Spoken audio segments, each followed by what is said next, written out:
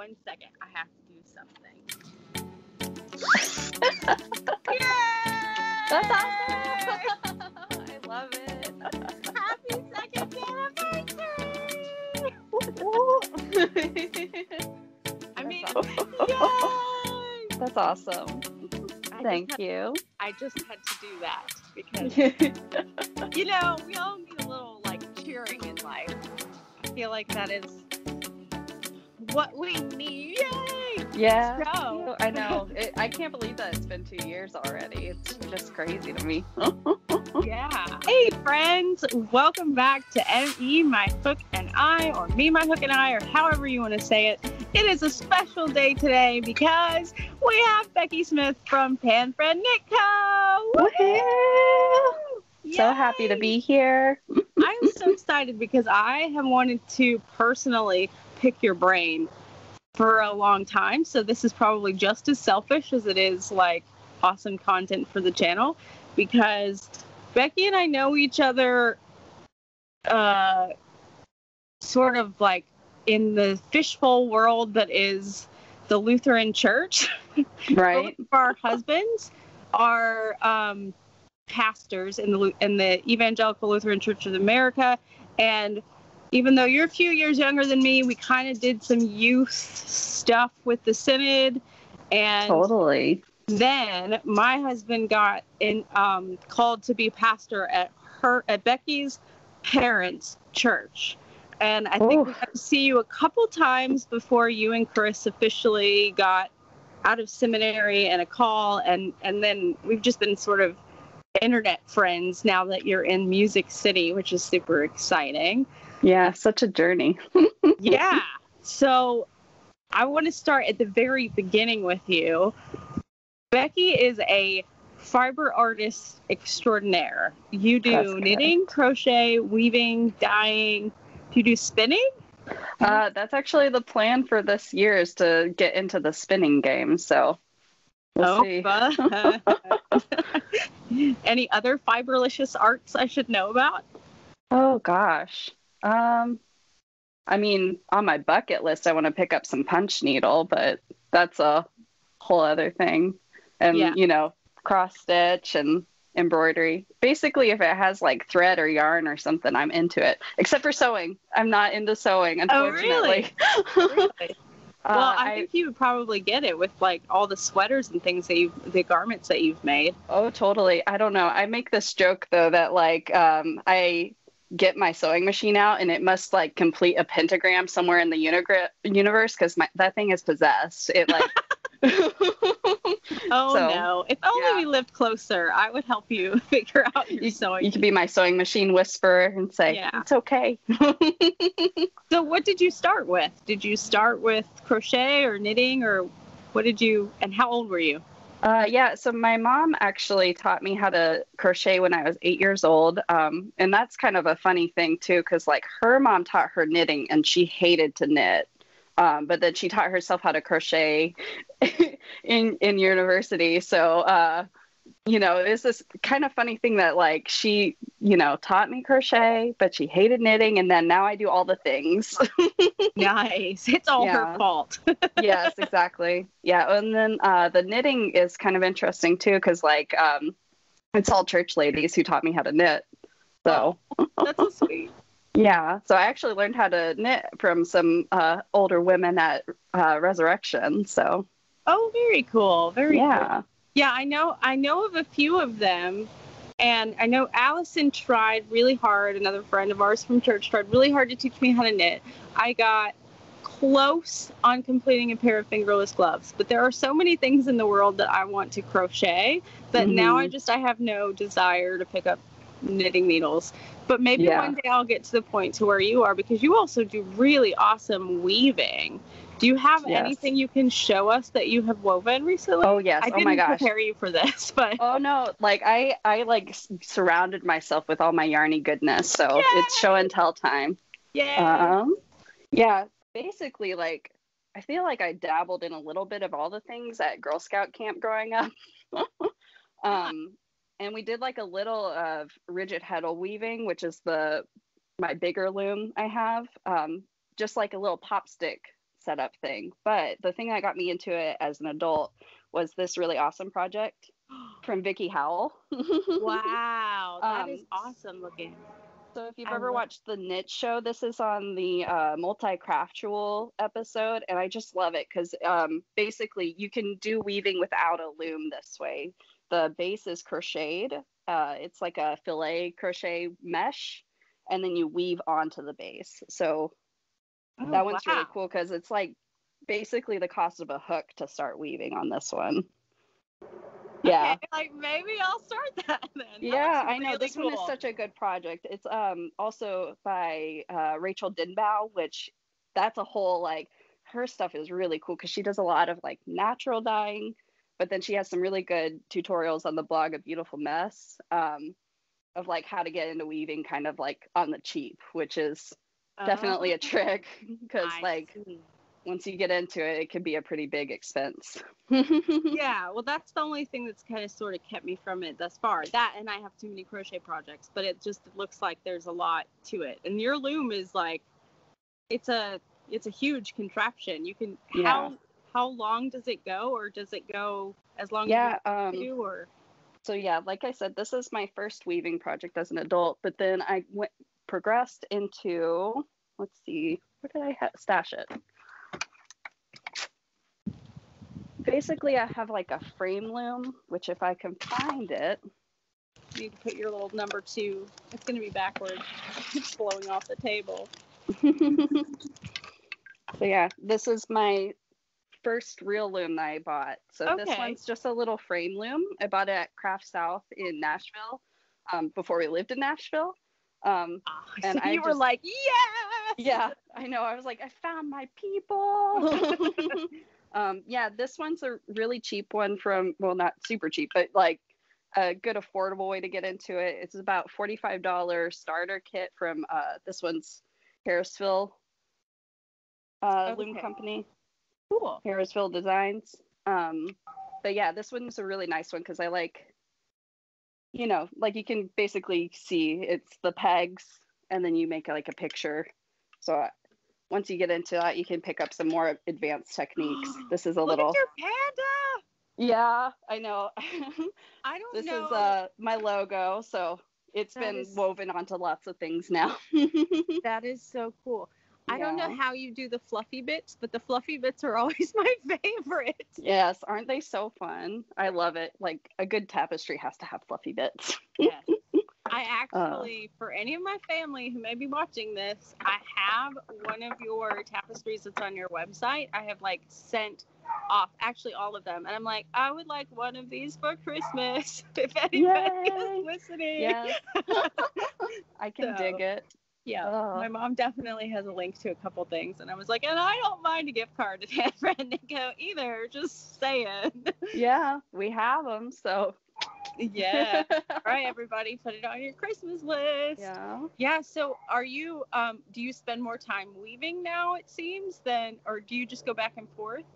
I mean, it just really depends. So I like the like ability to kind of pick based on my project. So like I really prefer crochet for like amigurumi, and like, you know, if I see a crochet project, I'm like, yes, this. Even like little flowers and things. Like there's something about crochet specifically that like it's very like structural. So it translates really well into those kinds of things. 1 second, my dog is barking his head off, so I'm gonna go let him out. So yeah, so when you're dyeing your yarn, then I'm not going in order of the questions I wrote down whatsoever. This is going to be the most ADD interview ever. But when you're dyeing yarn, yeah, right. Are you thinking, oh, I'm going to dye this. I think it would look great for weaving, or I think it would look great for crochet or knitting, or do you just do what you love? I kind of, I just kind of do what I love. So I have this like double rainbow series, and my whole thing with that is like, it feels like the world's really, frankly, shit lately. Right. So if I can like just spread some rainbows around, that feels really nice. Like I'm definitely inspired by the quote of "Be the rainbow to somebody else's cloud" by Maya Angelou. So that's kind of my inspo there, is like, you know, how can we be bright rainbows to this world that's really cruddy lately.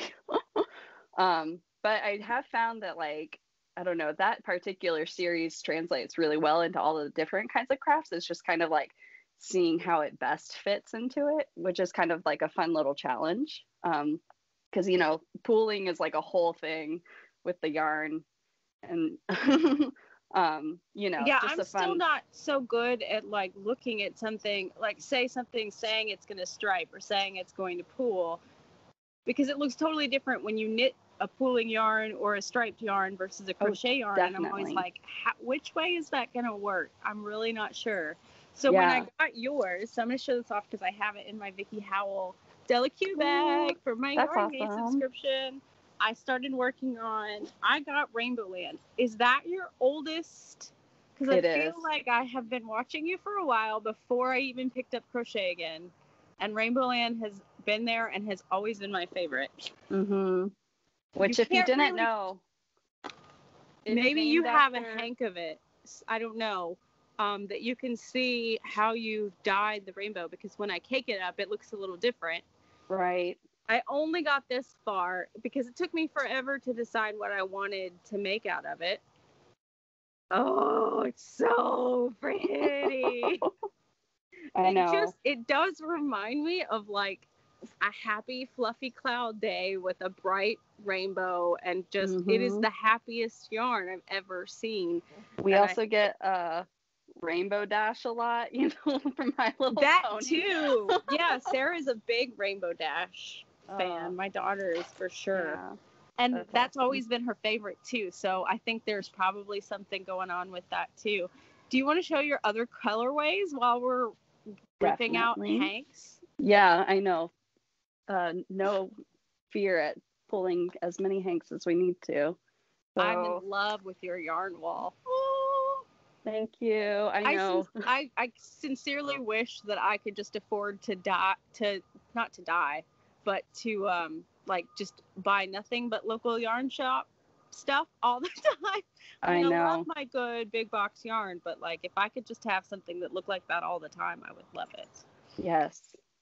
So it's totally worth the artistry that you're putting into it too. And your yarn, by the way, whatever your base is, y'all, it's so soft. It's so soft. I mean, I know superwash merino is supposed to be soft anyway, but this is so, I mean, it's, you know, of course it's high quality. So there's always goodness about that. There's also a secret to how we finish it too. So not everybody does this, but I wash it with a good quality wool soap at the end of the dye process. And it helps, like, there's not usually any leftover dye, but just to make sure that there's no dye in it for the customer, because that's always the worst when you're like knitting or crocheting or weaving something and it's like wearing off on your tools or on your hands. Which smells good while you're caking up the yarn too, by the way. Yeah. The lanolin inside the wool wash too also just like it adds that little extra bit of softness that it's totally worth that extra step. So good to know. Yeah. And I noticed you had on your ball band, which is not with me, you had a recommendation for taking care of it that I had not seen before. Can you talk to that? I'm having you show and talk at the same time. I'm sorry. Yeah. So technically, I mean, you can machine wash any sort of superwash wool like that. It's made that way. Like usually it's like some sort of either chemical treatment or just the way that they've like layered the fibers. So like if there's like a nylon that kind of helps make it superwash, or the, you know, mill has done something that makes it so that basically the wool barbs that make it like scratchy end up being smooth so that they don't felt together. But in order to like make sure that your colors and, you know, the texture of your garment stays the nicest, it is the best if you can hand wash it, which if you use a wool wash, it's really not like too terribly much effort, because like you use the soap and you soak it and then it's done. Like you don't have to rinse it. The wool wash. I was like, oh, I didn't know there was such a thing. So that's good to know. Yeah, I really am a fan of like Soak or Eucalyptus brand. So it's just a little liquid soap that you put in. I've used soap for sewing, but now I can use it for all my yarn stuff too. Yeah, multi-purpose. It does smell really good. What scent do you get a different scent every time, or does your shop have like a signature scent? This one is actually, so for economical purposes, I use I think it's Tuft brand, and it's bar actually. And that one is like honey lavender. I got it at House of Yarn in Nashville, and I just love it. It's so lovely. Awesome. Okay, let's take a moment to see what you have unstained or opened up for us. Yes. Whatever. And tell us what the name of it is. We can go in rainbow order. So this one it's different for girls, which is like a deep cut reference to my favorite band of Montreal. I love the names of your yarn, by the way. It is always so creative. Thank you. Yeah, so they're all actually named after songs by like favorite musicians of mine. I was a little heavily influenced by like any story that involved like somebody giving a mixtape and then like having this huge revelation of like, this is me sort of thing. So yeah, this is my yarny mixtape to the world. Cool. That is so fun. Yeah, in Music City, USA, you know? For sure, yeah, absolutely. Yeah. So that one's the hot pink. And if you watch the music video for this one, it's very colorful. So that was like, you know, my love song to them. Cool. This one is New House, and it's named after the same song by Toro y Moi, who is a fantastic artist. If you haven't heard of him, I'm gonna have to rewatch this and put all these links in the description for everybody to check out. We have a Spotify playlist too. Oh, nice. Yeah. This one is Baby I'm Yours by Breakbot. Very cool. Yeah. I love yellow. I know that one reminds me of like the crayons you get at the beginning of the school year and like going to like get on the bus for the first day of school, you know? Oh, yeah. Oh, and that smell. Gosh, that's fresh crayons. Yes.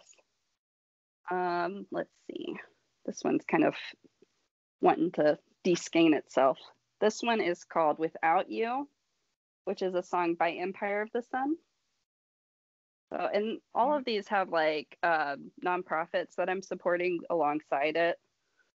Yes, you do quite a bit of craftivism. Yeah. That's how you say it, right? Yeah. We'll have to talk about that too. Planned Parenthood. New House is homeless ministry. The yellow is Camelot, which is a foster home agency that my sister-in-law works for. The green I'm giving to Sierra Club. And this is Codes and Keys, which that's my next one I'm gonna get. I love it. This one, the proceeds go to the Ellis Center, which I don't know if you've seen from me before, but they are like so near and dear to my heart. They work with children who have complex communication needs and multiple disabilities. So yes. And that was your interests as like professionally before Pan Fran Knit Co., right? Yes. Yeah. So when we were living in Atlanta, I was working for them, and they are just fantastic. I love what they're doing. They basically have taken like communication as a human right. So sometimes that means you have to learn how to communicate in nonverbal sort of ways. Wow. Like using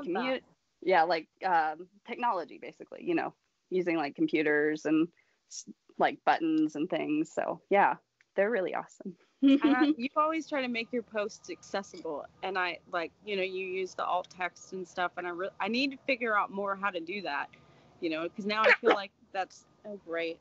Let's have my dog throwing up on camera. That's just my dogs would do the same. Yeah, no, I really want to, that's one of my resolutions for next year is to figure out, I've tried to follow anyway, I can go on a tangent about that. I want to make my stuff more accessible because, I mean, I never imagined that I would end up being a disabled adult. Thank you, Sherman. That's how I feel about being chronically ill. Yeah. And you know, it really, it opens your eyes to things that you really didn't pay attention to before, you know.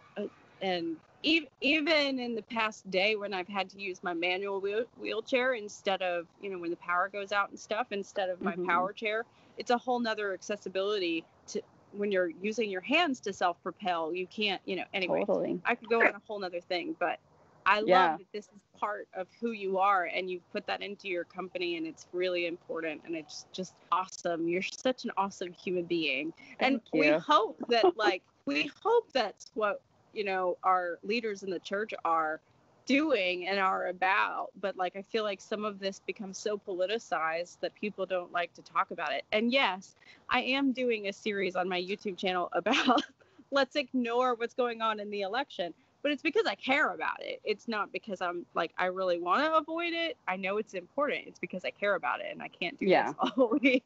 But I love that you're using your voice for all that. It's just, it's amazing. And it's through yarn and fiber. And like, there is a whole craftivism community that's like part of the fiber arts community that I think is awesome. Yeah, I know. There's like, all these like crafty ladies and not ladies that are like really using it as a platform to be like, let's get out there and change some things, you know. Yeah, it's cool. I really admire you for that. Thank you. Yeah, last but not least, we have Fall Back to You, which is named after a Chromeo song. This one is like, I always call it the neutral rainbow. Nice. Yeah, very cool. And then we have a couple other colorways that are like not in the double rainbow series. And then this was kind of the latest edition. So I only have one skein of it because all of the rest of them have gone to my friend Leanne, aka Fantasy Sprites. Oh, yes. Her amigurumi are so cute. Aren't they so cool? Like, she just, I don't know. She's really creative. I almost ordered a worsted weight and did some amigurumi, but I don't know. I wanted something wearable that I could wear of yours that I could like put out into the world more and have people go, oh, who made that? And you're like, well, I did, but my friend dyed the yarn. I know. That's the extra cool part about dyeing the yarn is that like I make the thing and then people buy the thing and then I get to see what else happens with it. You know, it goes out into the world and becomes something else. So I can't imagine how fulfilling that is. That's got to be really awesome. Definitely. So then you did, I think right now you have some things that aren't rainbow at all, right? Yeah. So I've been kind of playing with kettle dyeing, which is, it's a slower, more labor intensive process than, you know, striping the yarn and doing my techniques for the rainbow series. But they're also pretty fun because you never really know how it's going to like look once it's out of the kettle. So this one's called Voyager.